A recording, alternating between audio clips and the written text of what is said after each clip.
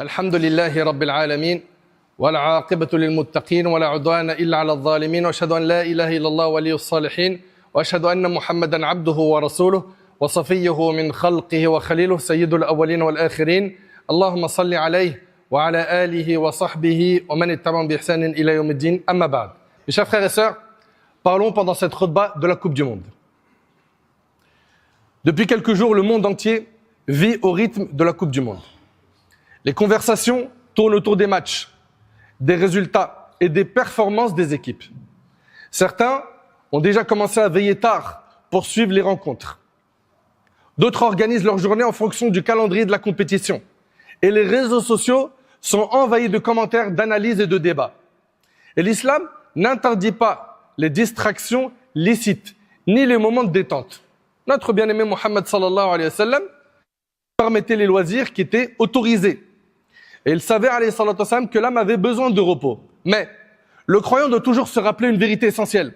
Avant d'être un supporter, un spectateur ou un amateur de sport, il est avant tout un serviteur d'Allah.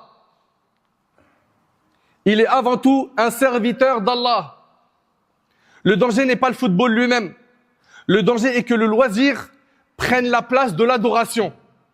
Allah tabarak wa ta'ala dit « Wa ma khalaqtul jinna wal ins illa liya'budun » Je n'ai créé les djinns et les hommes que pour qu'ils m'adorent. Faut pas que tu l'oublies. Tu es sur terre pour adorer Allah.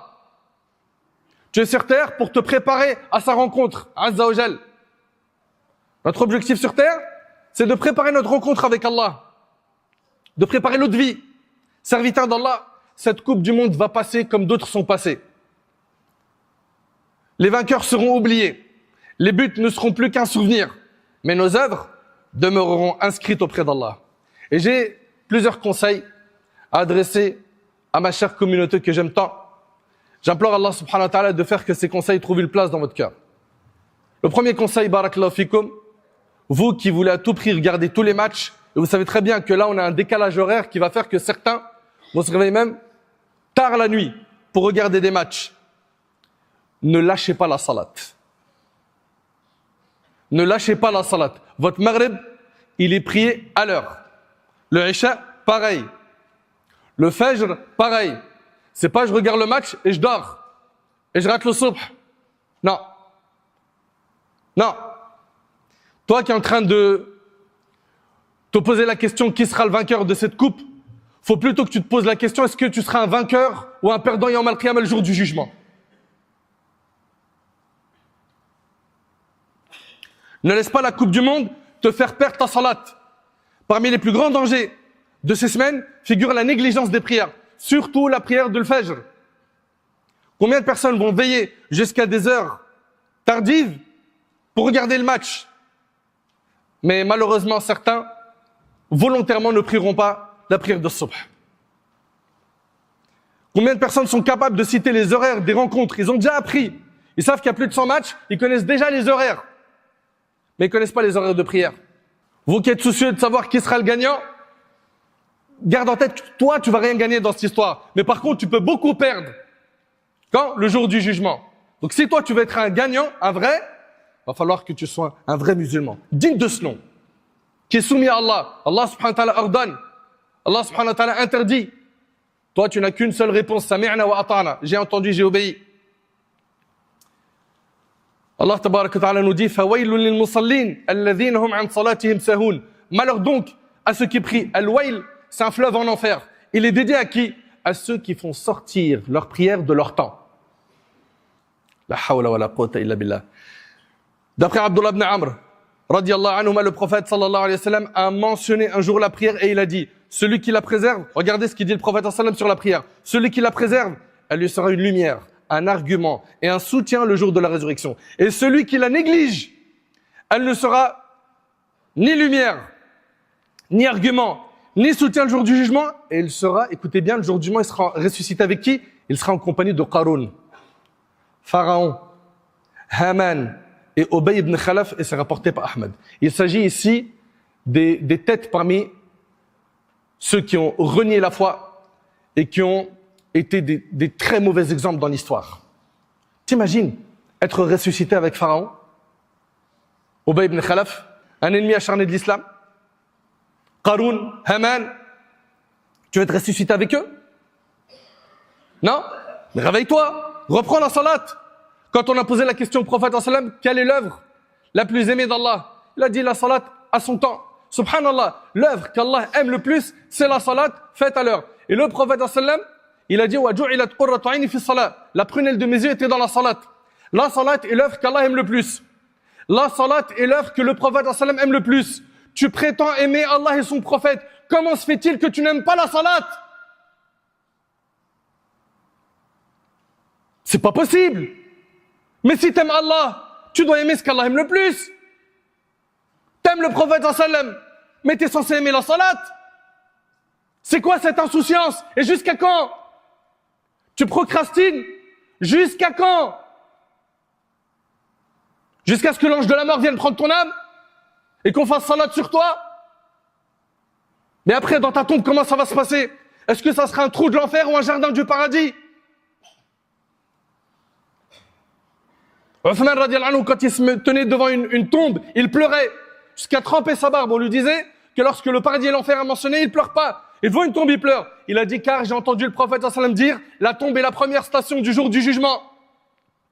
Si cette étape est facile, ce qui viendra après sera facile. Mais si cette étape est difficile, ce qui viendra après sera dur. Tu te vois où, toi, dans ta tombe? Dans un jardin du paradis? T'as fait les causes? Tu pries? Tu pries pas? Sans compter qu'il y a certains savants, mais ça faut l'entendre, qui disent que tu n'es même pas musulman parce que tu fais pas salat. C'est-à-dire, la position des savants musulmans, c'est est-ce que tu es pervers ou est-ce que tu es kafir. Dans les deux cas, tu es considéré comme une mauvaise personne. Mais réveille-toi. Non, mais c'est trop dur de se réveiller à 4 heures du matin pour subh. Mais c'est facile de se réveiller à 3 heures pour un match. Vous avez pas honte?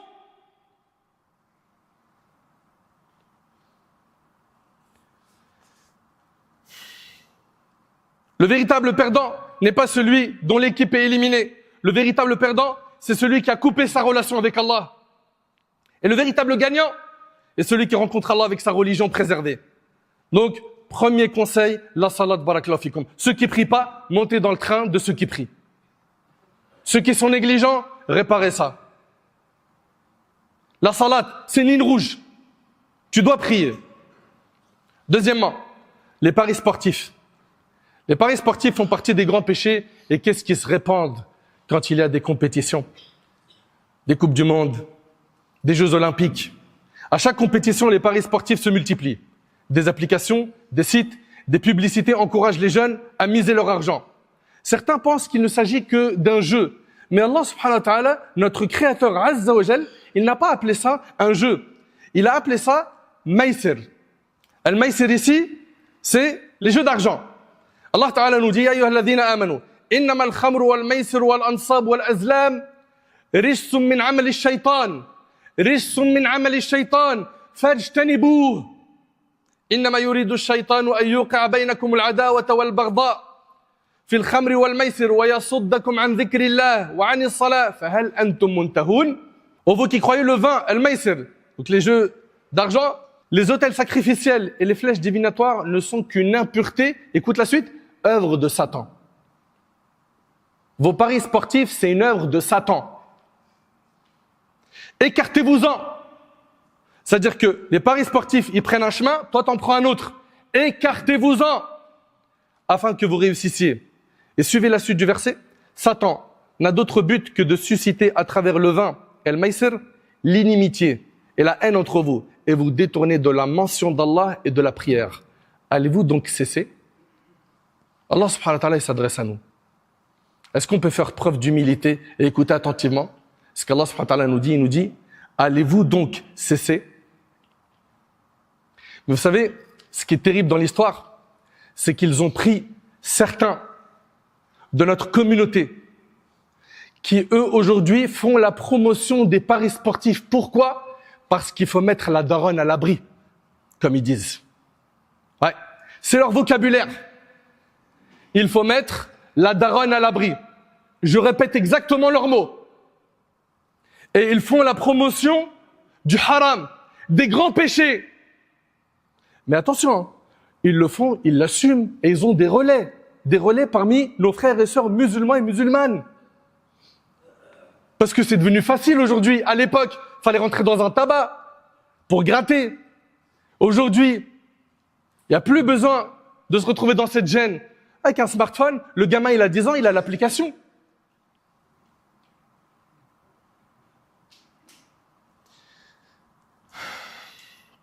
Al-Maysir, dit Al-Qurtubi, désigne les paris, Al-Qimar sur les chameaux. Et par extension, tous les jeux d'argent.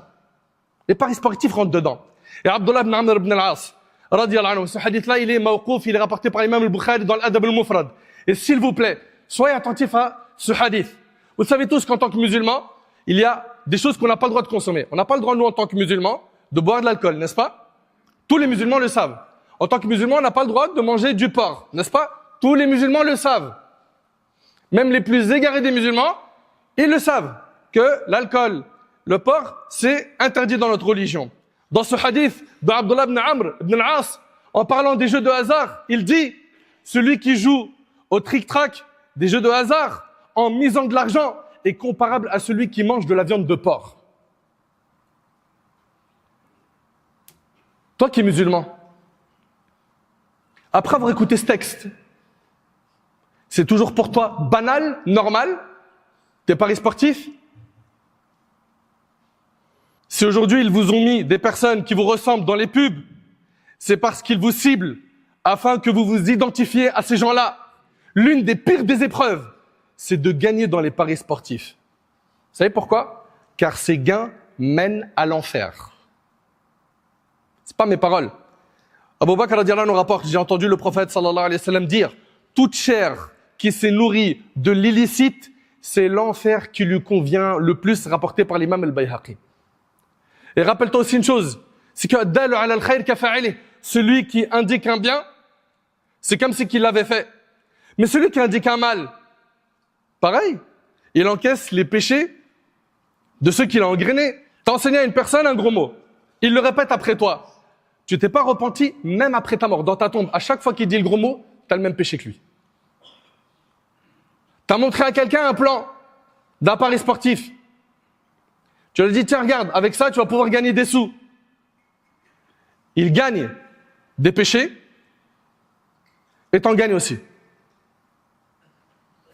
C'est-à-dire, en fait, quand tu réfléchis, ces personnes qui, aujourd'hui, diffusent le mal, propagent le mal et sont des moteurs de mal, non seulement ils vont récolter leurs péchés, et aussi les péchés de ceux qu'ils ont égarés. Mais vos péchés, ils ne vous suffisent pas.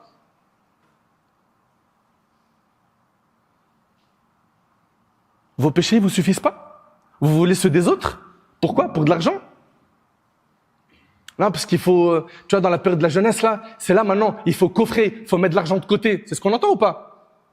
C'est maintenant, il faut mettre des sous, il faut investir, comme ça, plus tard, t'es tranquille, tu te reposes. Tu te reposes avec quoi? Avec de l'argent illicite? De quel repos tu parles?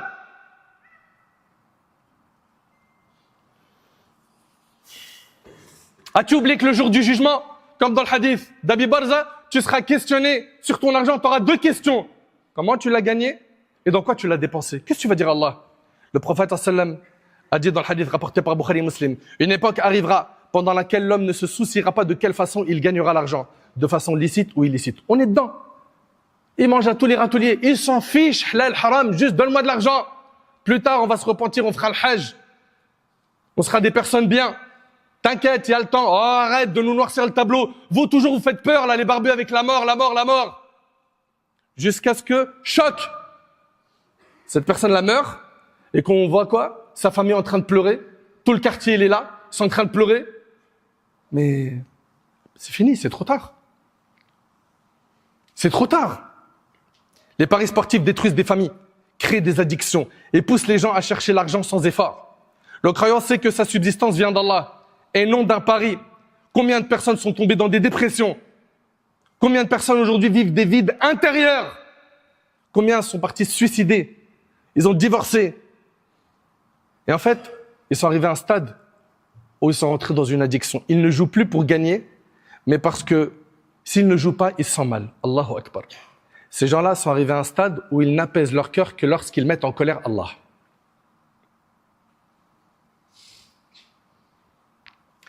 Donc on a parlé de la prière, on a parlé des paris sportifs. Également, et ça c'est le troisième rappel, le musulman ne nuit pas à ses voisins. Durant cette Coupe du Monde, certains matchs se jouent tard, pendant la nuit. Après certaines victoires, le classique on le connaît, des cris retentissent, les klaxons se multiplient, des pétards explosent et des familles entières sont empêchées de dormir.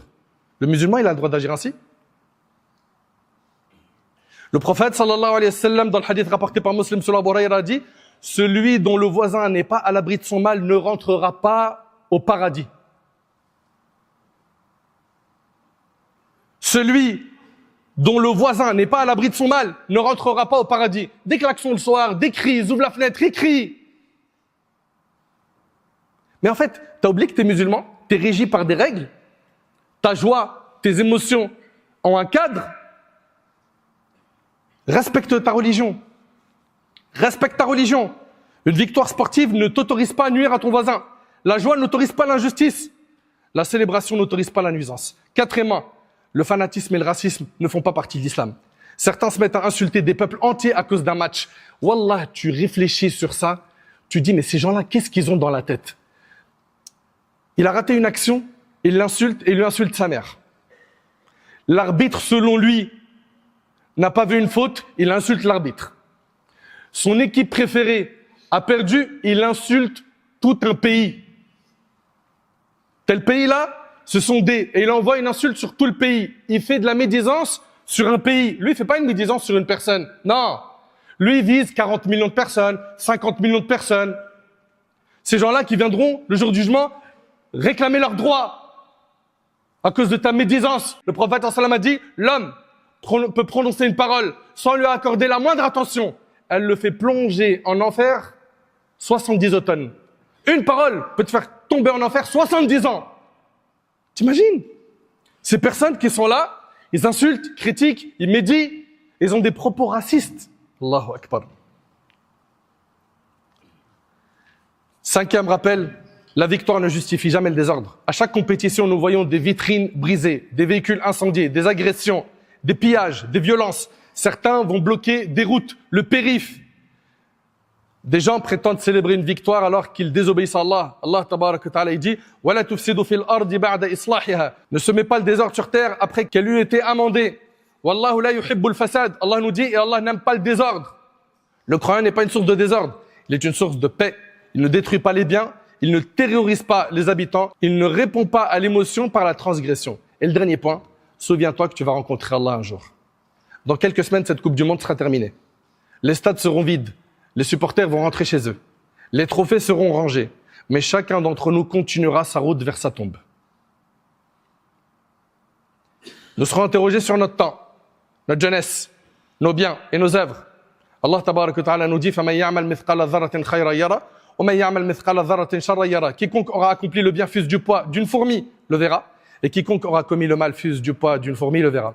Et souvenez-vous toujours que la plus grande victoire n'est pas celle d'une sélection nationale, mais celle qui vous permettra d'entrer au paradis.